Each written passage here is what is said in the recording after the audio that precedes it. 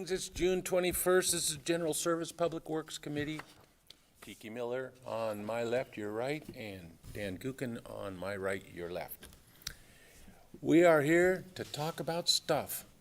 So all the way from the wastewater treatment plant is Mike Becker. Welcome, Mike. With our favorite kind of stuff.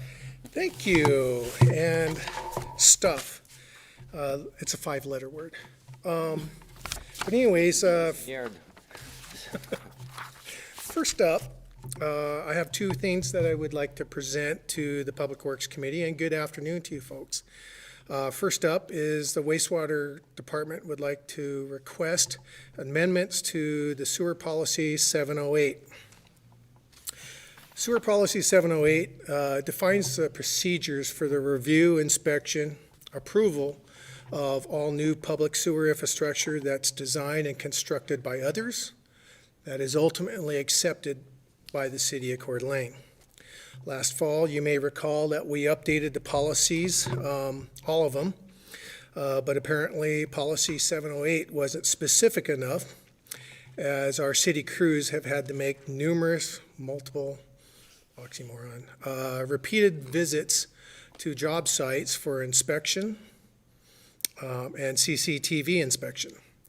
CCTV inspection is where we videotape the lines and capture everything on videotape. From the best what we can tell, there just seems to be a lack of quality control from our area contractors. They're missing laterals, leaving rocks and dirt and debris in our sewer pipes. Worse, they'll flush it downstream into an active sewer pipe, or our crews have to go out and clean it up. So this amendment places more requirements and provisions on the contractor to have their projects, prior to the city accepting them, clean and ready for inspection of our crews. Financially speaking, this policy really doesn't impact the city that much. It will minimize the amount of wasted trips city crews make for the list of inspections that we have to do. So these policies have been presented to our legal department. They've been reviewed. We've incorporated legal's comments. If adopted via resolution, this policy will replace the existing policy 708, which is currently posted on the city's website along with all the rest of our policies. So in conclusion, it's the wastewater department's recommendation that council should adopt via resolution these amendments to sewer policy 708, which define the inspection and approval standards of all new public sewer infrastructure that are or are intended to be owned, operated, and maintained by the city of Coeur d'Alene and the wastewater department. Additionally, we would like to ask that this be presented to city council on consent, as we have two other items that we are wishing to take before council on July 6th. And with that, I will entertain any questions. Mr. Gookin. Thank you, Woody. Mike, there's no red lines in here, so I really don't know what's changed between this and the previous version. Can you do a summary of what is different? Everything below policy statement 2 on page 1, All that? all the way down to responsible department. All of that has been changed. It is more specific. It outlines 5 pre-paving inspections, 2 post-paving inspections, as well as we're now requiring contractors to plug our downstream pipes. So if they wish to flush rocks and stuff, it's going to be caught before it enters into an active sewer system. And that's what I'm guessing you're trying to do with this, is to keep stuff that accumulates in a private sewer line from coming into the public sewer line? Yes, as well as minimize the amount of trips our crews are being diverted from on a regular basis to do additional inspections. And what did the contractors have to say about this? Have you run it by them? It wasn't me. We get denial across the board that these contractors are not responsible for it. So as a standard operating procedure, which is not mentioned here, our crews are now videotaping the downstream pipes prior to the contractor connecting up to it. So we have a before and after shot. And then we can't think of another way to demonstrate responsibility of debris being washed into active sewer lines. Yeah, I'm referring to the financial analysis where it says, it will, however, benefit the contractor designer community by avoiding building permit delays, by providing a concise schedule. So, but, I mean, there's another cost associated with it too, don't they have to clean the pipes out? Or is that something They will do have to already? clean the pipes out, but that's their contractor's responsibility prior to us accepting the sewer. Once we accept the sewer, then the wastewater utility has the right to, well, not the right, but has the obligation to sign off on building permits. Most developers want to start building prior to the development being completed. This policy will hold the contractor's feet to the fire, so to speak, to make sure that he does a good job. It's not fair for our ratepayers that have to cover additional city expense for a development's neglect on keeping their project clean. That was my question, is how are you gonna determine who was where, but you're gonna do it before and after, so. We're SOP, it's now a before and after shot, yes. I have just a couple questions. So normally when we see any kind of construction and stuff, there's engineers involved. They draw the drawings and the buck stops with them. Is that how sewer works too? Generally, yes, but then the response that we receive from the engineering firm is that the contractor is responsible for that. And there's this gray area, okay, fine, we're trying to work cooperatively with the developers and the contractors out there. And the only way that we seem to be able to communicate that effectively is by, fine, do a good job. Clean up your mess. The city shouldn't be responsible for cleaning up after you. Even though we're in the cleanup business, That's so to good. speak.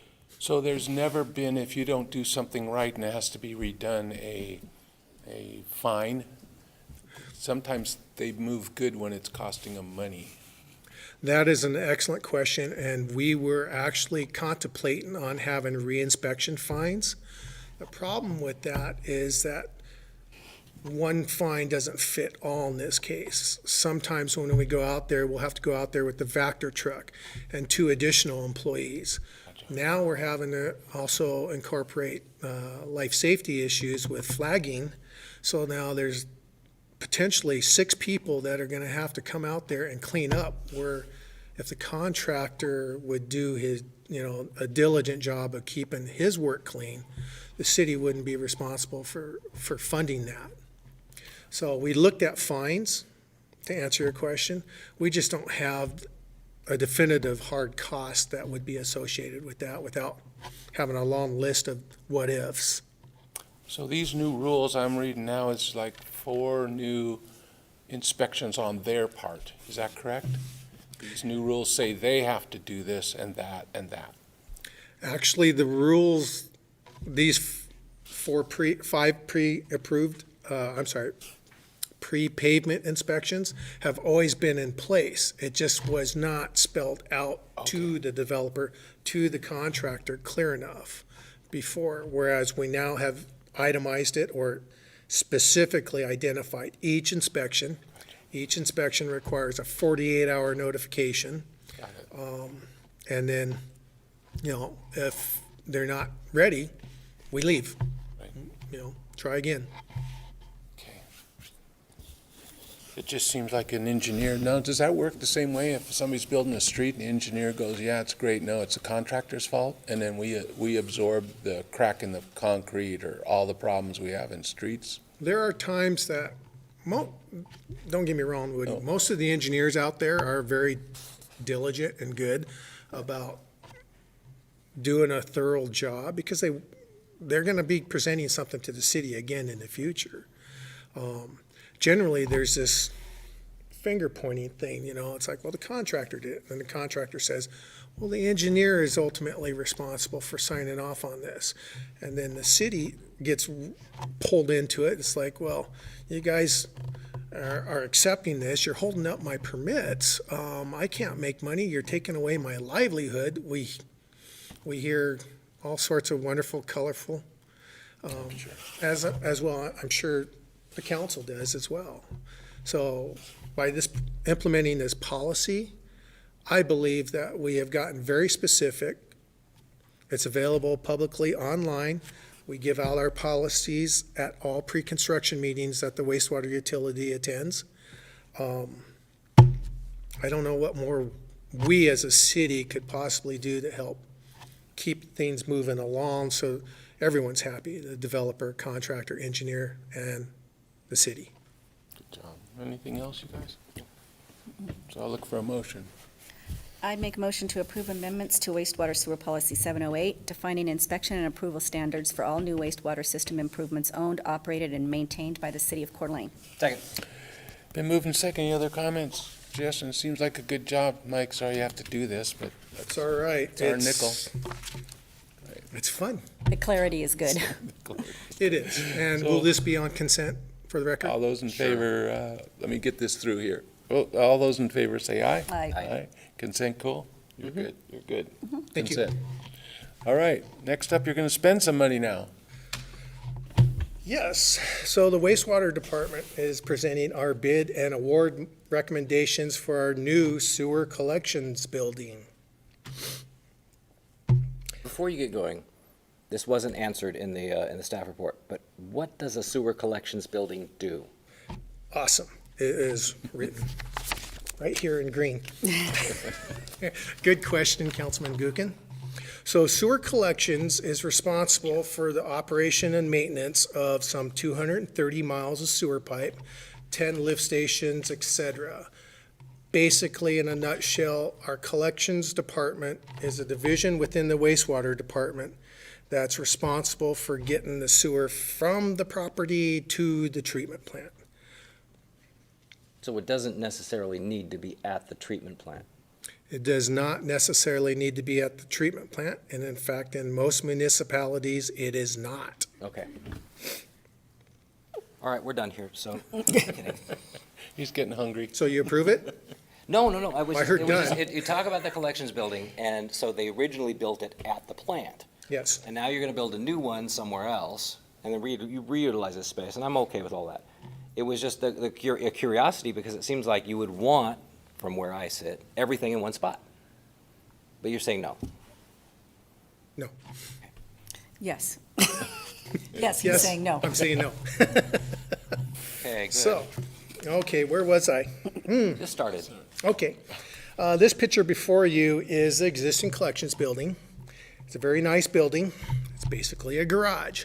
It houses our apparatus, sewer apparatus vehicles, the collections office, as well as crew quarters. When I say crew quarters, I mean their locker rooms and shower facilities. So, last fall, we presented this before council, and council approved relocating the collections building, and then we're able to utilize this building as the future treatment operations center.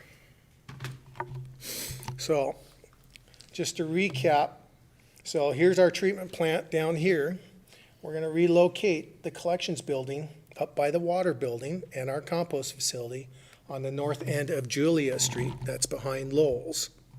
And just for the public's benefit, the reason why we're looking at this option was that we need to consider an expandable building. We also our crew is growing, so eventually we will have to address increased office space as well as shop and storage space. When I say storage space, we need a heated area to store our backup generators, so when there's a power outage, it's heated, they're ready to go, we back up, hook up, take them immediately to the lift station.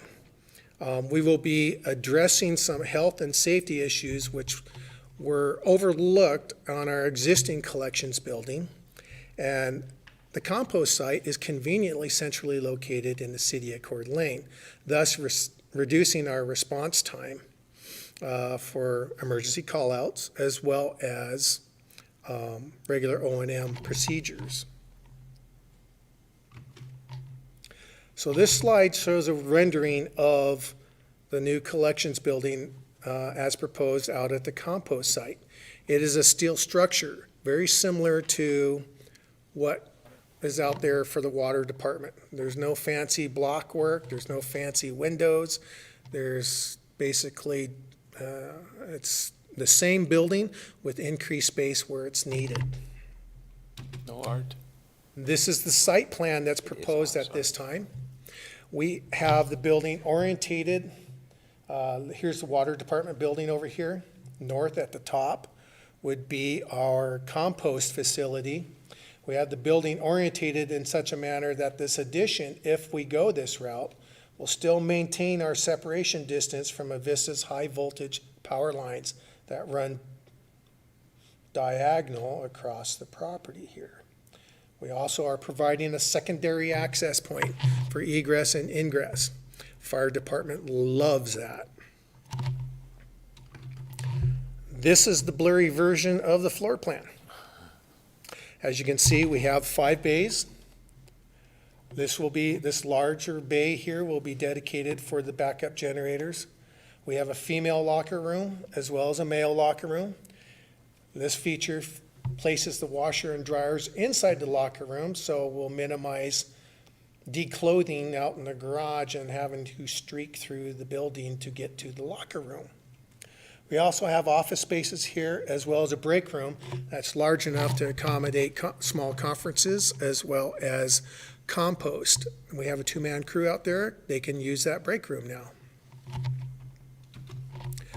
So on May 14th, after securing a building permit, the city sent this out to bid. On June 15th, we received 3 bids. This slide shows a breakdown of all the bids. As you can see, the apparent lowest and responsive bidder is Petra Incorporated, based out of Meridian, Idaho. Next page. This is a planned multi-year project. The wastewater department has the budget authority this fiscal year, and we have budgeted accordingly for next fiscal year as well. Add Alt 1 for that, as presented here, is for heated rain gutters that were not included the first time. The reason why we're going with heated rain gutters is that the way the roof line is pitched, we tried to minimize the amount of steel used. It's going to provide dripping for those that actually walk into the building, so we wanted rain gutters there.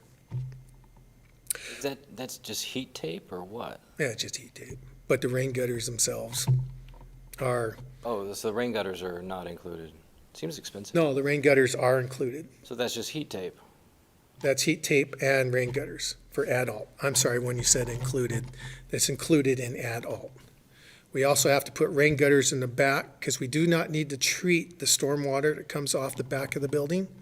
And rather than have it drip and destroy a swale, we have rain gutters that are bringing it down and directly discharging it into a dry well.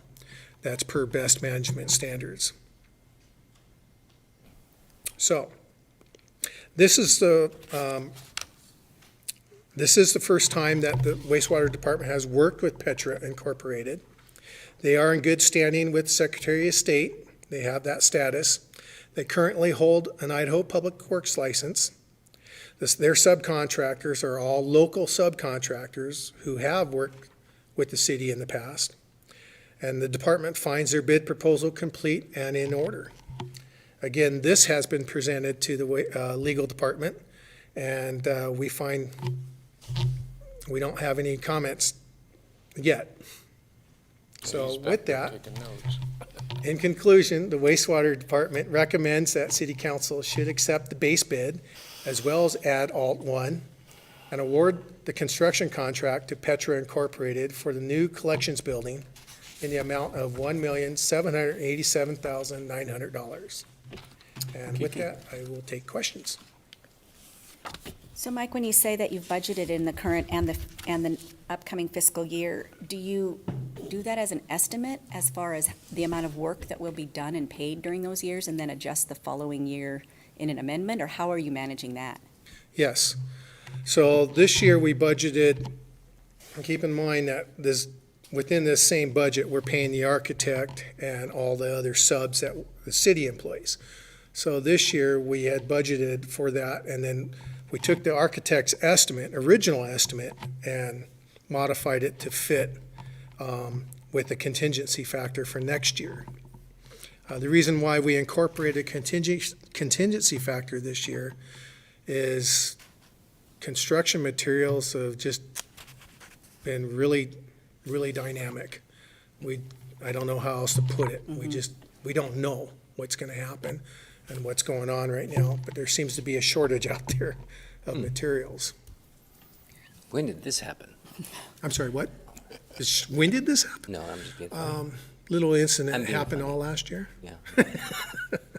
Sorry, Keith. I'm Sorry. good. Squirrel. Dan?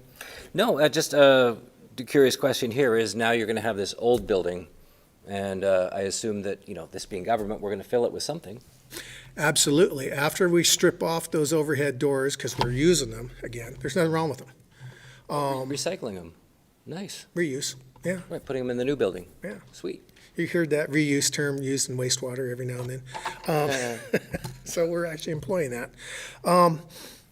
After we strip it down, we're gonna temporarily put up some plywood and plastic over the openings, and then currently we're in the design phase of the treatment operations center being relocated there. And so we have incorporated all of our comments into a nice little conceptual that will be finalized hopefully at the end of the month. So we're waiting to hear back from the architect on that. You can ask for more money for that one, too? We will budget accordingly the following fiscal year. All righty. So, but here's the great thing. We will be freeing up some real estate on that south end of the plant for our next upgrade, so we don't have to stand up here and ask to buy property. Cool. We have some property that we can use when we demo that existing building. Thank you. Any other questions, Keek? Dan? No, other than I'm not going to put a $1.7 million building on the consent calendar. That's just me. Thank you. I have two questions. Who is the architect? Architects West, Scott Fisher. He is retired, but he's going to complete out this project for us. And I am working with another architect within the firm as well as their assistant. So, but Scott's been retired since May 1 and has attended all the meetings and given us progress updates. Okay. And how many square feet is this building? I didn't see any numbers on there. You would ask me something that Well, I it's don't okay. Looking to hit some baseballs. forget. Trying to I do the apologize. math. I can get back with you on that. Well, I guess I was comparing it to the water department. The water department spent over 3 million. You are smaller and not as much tech, right? We- They have a lot of stuff going on in there. Yes, this building has similar dimensions to the existing one. It'll be 20 feet wider and same length, actually. Okay, The same length, just 20 feet wider. okay. That's all I got then.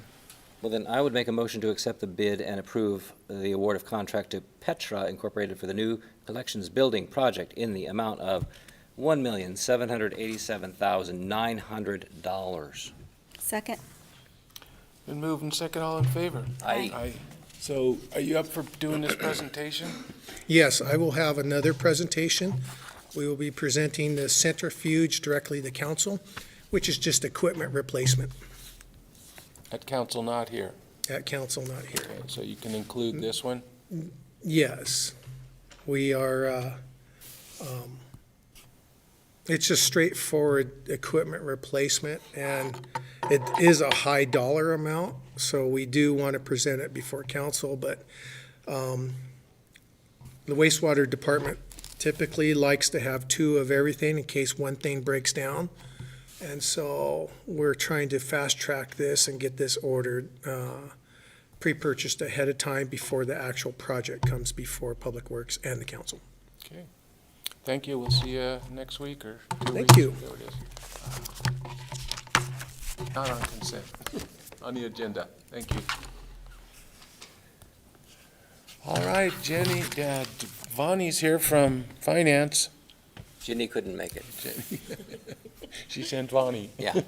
Sorry, Vonnie. Good afternoon. Today, I am asking for authorization to enter a 3-year agreement with Anderson Brothers to perform the annual audit for the city. I approached 4 audit firms for quotes and received 2 back, one from Magnuson McHugh and one from Anderson Brothers.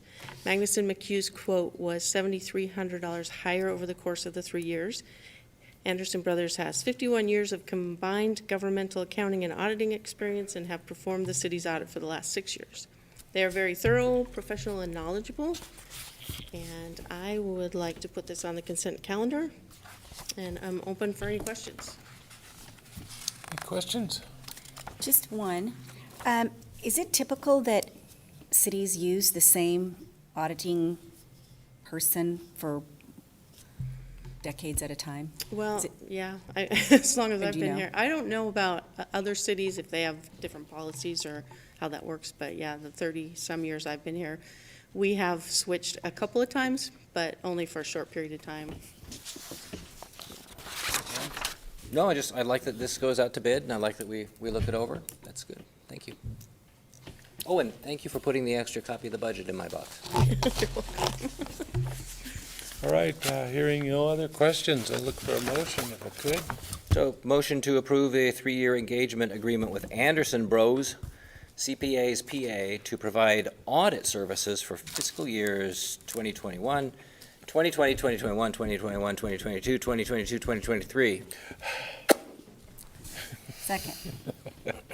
Well, that was a mouthful. You did good. Oh, yeah. So all those in favor, say aye. Aye. Aye. We'll do that consent, That's what we please. have on consent. It's something we've all been looking forward to. Hi, Melissa, and welcome. So we're going to get an update on the Human Resources Department. Excellent, thank you for having me. So today I just want to go over kind of what we're doing right now in HR, some of the things that have been happening over the last year, and just to give you kind of an overview of the things that are keeping us busy.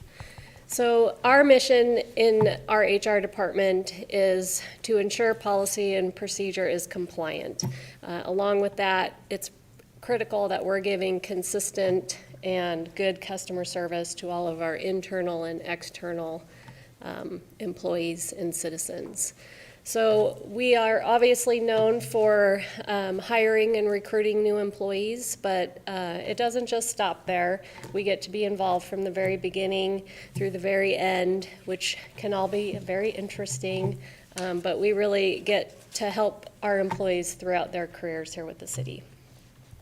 So this is your HR team. There are 3 of us, myself, Melissa Tosi, HR Director, and then we have 2 HR specialists, Darcy Todd and Ann Boisvert.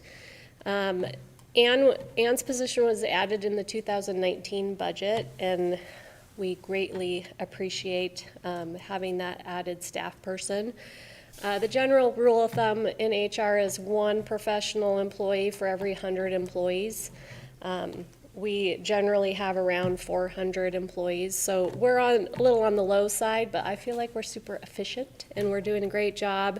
But that extra 3rd FTE in HR was really a game changer for us, and have been able to kind of specialize in certain areas and provide better service to everybody. So this is a breakdown of the staff that we support by department. Obviously, our police and fire departments are our largest departments, but we generally are able to assist every department in some capacity throughout the year, whether it's hiring, training, promotions, just general help with evals, that sort of thing. So we might be a department of 3, but we look at it as having a lot of employees. So that's the staff we support. So this is just kind of the overview of a few of my slides that I wanted to touch on, kind of the main conceptual items that we're working on in HR. And then there are just the things that don't fall under our job description, kind of the fun things that keep us on our toes: unofficial lawyer, psychologist, event planner, teacher, peacemaker, career planner, and definitely detective. There's a few others I could add, but it's what keeps the job interesting. So starting off, our recruitment, selection, and retention. Obviously, our goal is to be picking the best people for the city of Coeur d'Alene. And the process throughout that is a bit time-consuming, and keeping our employees is part of that as well. That graph kind of breaks down per year the applications that we're reviewing to hire all of our positions. The bottom shows the year and the positions that we actually filled, and then that bubble number is the actual applications that we received and reviewed. Given the turnover rate, how does that compare to other cities? I think we're definitely on the low side. I looked at the Department of Labor website, and when you look at the state and local government piece, their turnover percentage is around 19%. No way, really? So we're doing very good, and I have a slide a little bit later that talks about our benefits and stuff, and, that's a huge recruiting tool for us, are all the benefits that you've approved for our groups. So we could cut back on the benefits a little. Well, that probably would increase our turnover percentage, Oh, I see. so Okay. let's try to maintain at least. And then our average years of service right now is sitting around 10 years. How does that compare with other government agencies? I would say it's probably on par. I Okay. mean, most government agencies are known to be a fairly stable employer. So, Melissa, didn't we have some pretty big turnover? We had a lot of retirements in the last 5 or 6 or 7 years, right? Does that affect those So numbers? Are this department heads in there? yeah, that's a great question. This turnover rate would be for people that were voluntarily leaving. So if I was to include retirements in here, the percentage would be a little bit higher. Okay. But generally, the retirements are all happy separations. So this percentage is based on the individuals that were just separating for whatever personal reason. So when we look at the hiring number, that doesn't include happy people leaving? The hiring number, Yes. The- How many jobs you had to do that year? oh, yes, that includes everything. Okay. Yeah, Department heads? Yeah, good happy question. Yes. people, not happy people? yeah, and even if I was to include the retirements in that turnover rate, it still wouldn't be that high. I mean, it might double, maybe 6% or so, and it depends on the year. We might have a whole bunch of retirements in one fiscal year versus another, so it would fluctuate, but it's still going to be very low. So this is just kind of a breakdown based on our departments that we had some new hires and promotions in. The green highlight are our specific benefited positions per department. Non-benefited, while we don't have to go over that information, they still are quite time-consuming to get the right person on board.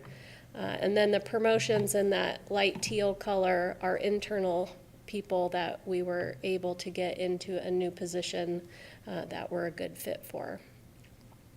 And, we always do our best to have internal movement and opportunity, but you'll see that a majority of our positions, we always do post externally as well, just to kind of validate the process and make sure we're getting the right person.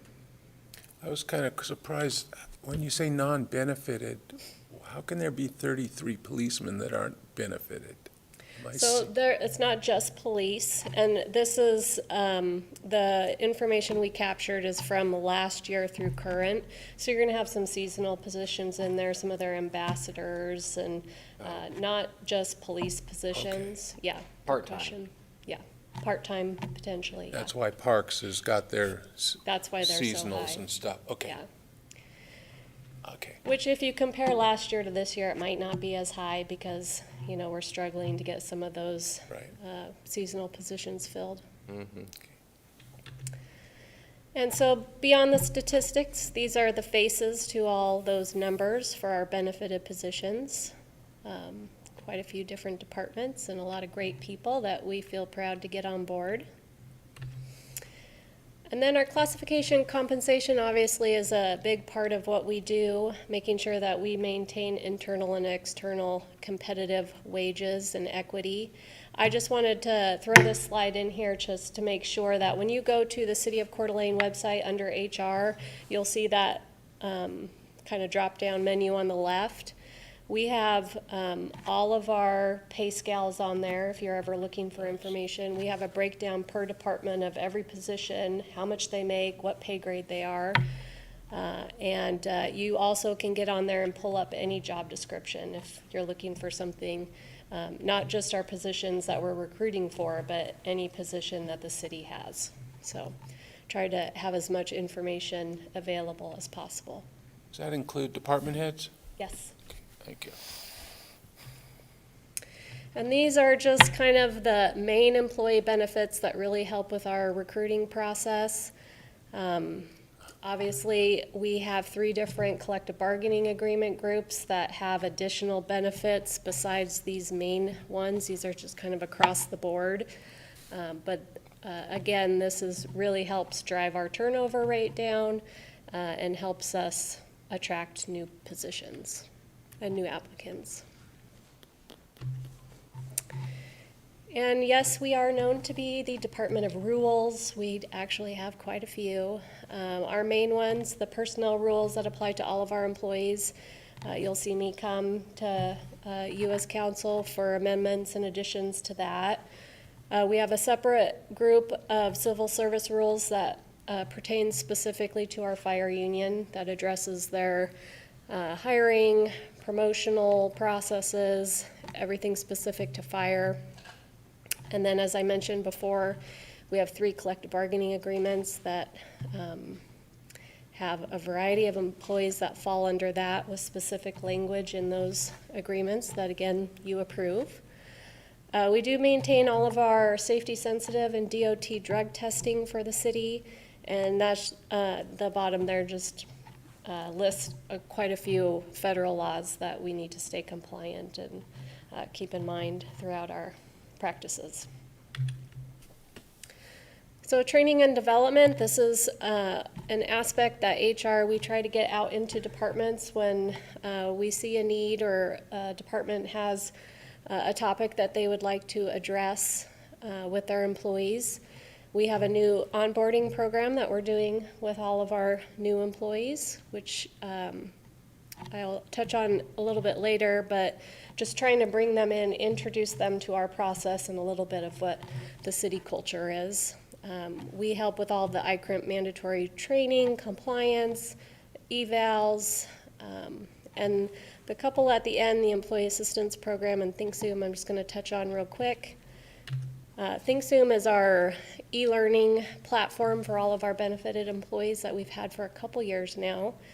It's been super helpful in pushing out some of our compliance information, harassment, discrimination. We've been able to incorporate all the ICRIMP training that we're required to do to get that risk management discount through that policy. And then professional development. An employee can get on and go through any sort of leadership, supervision, any topic that they're interested in. They can just get on when they have time and look for topics that are of interest for them at the time. And then the quarterly featured training, that's just an example that we're using right now in the current quarter. We have a featured training that we're trying to highlight for all of our employees every quarter. And this is just kind of a quick snapshot of the utilization with ThinkZoom. Obviously, the mandatory part, are not having any issues with employees that are required to go in for training. They're doing a great job, as well as department heads, ensuring their employees are doing a great job. And then those other topics are just more voluntary areas that employees are going in and voluntarily taking different videos and trainings for. So it's getting utilized in a great way, and it's been super helpful in our department. And then just to touch on the Employee Assistance Program, we're really trying to make sure our employees know and are aware of this being part of their benefit program. This is just a look at last year, 58 total services with our employees. Employees, spouse, and children utilizing it for those issues listed there. So it is being utilized, and we're really trying to make sure that employees have a resource to go to when they're having a personal or work issue that maybe an outside party can address and work through with them. And then workers' compensation, our risk management piece, takes a good amount of time. As you can see, the bottom year, the green number above that, reflects how many actual work-related injuries and/or claims we have in the calendar year.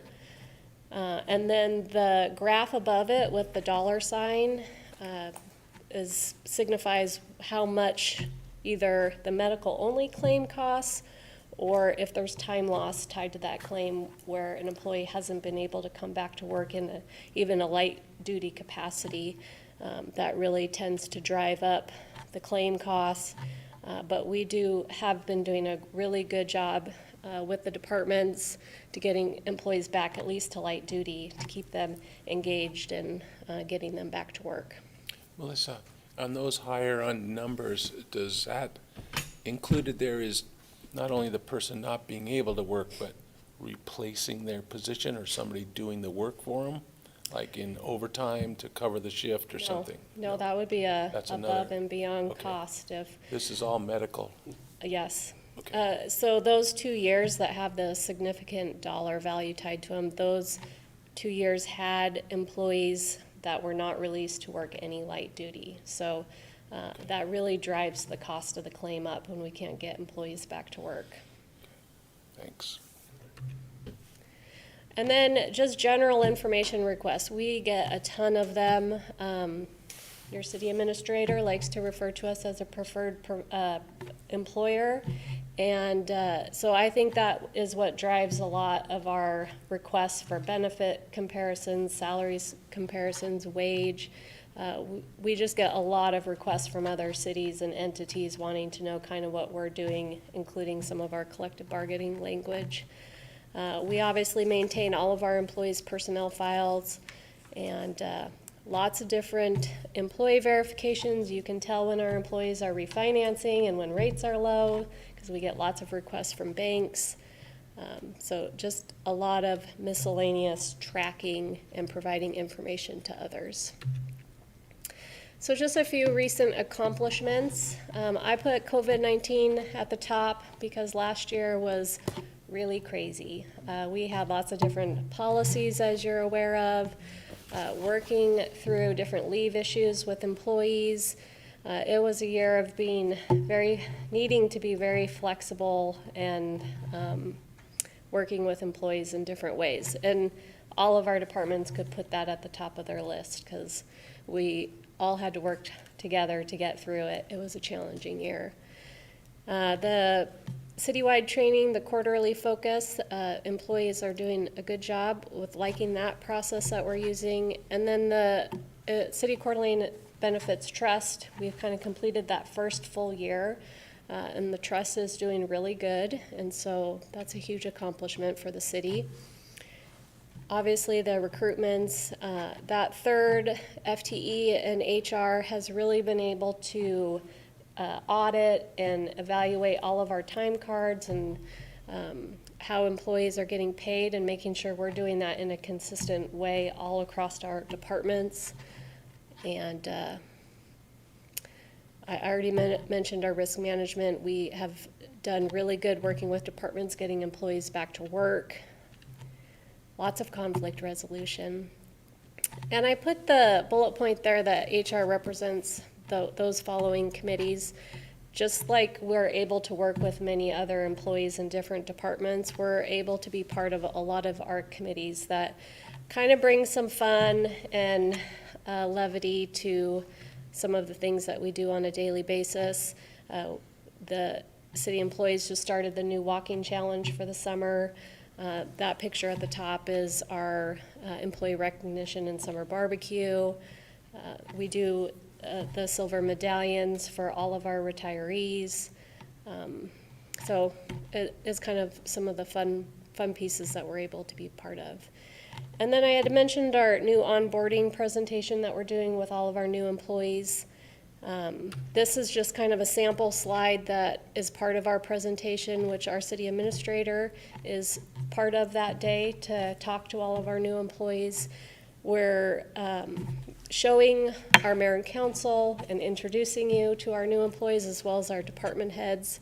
and just kind of going through some of our processes and procedures, just to make them feel a little more part of the team, and that it's not just what department you're employed in, you're really working for the city overall.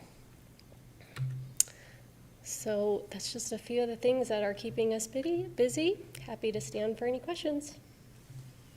I have three. Go.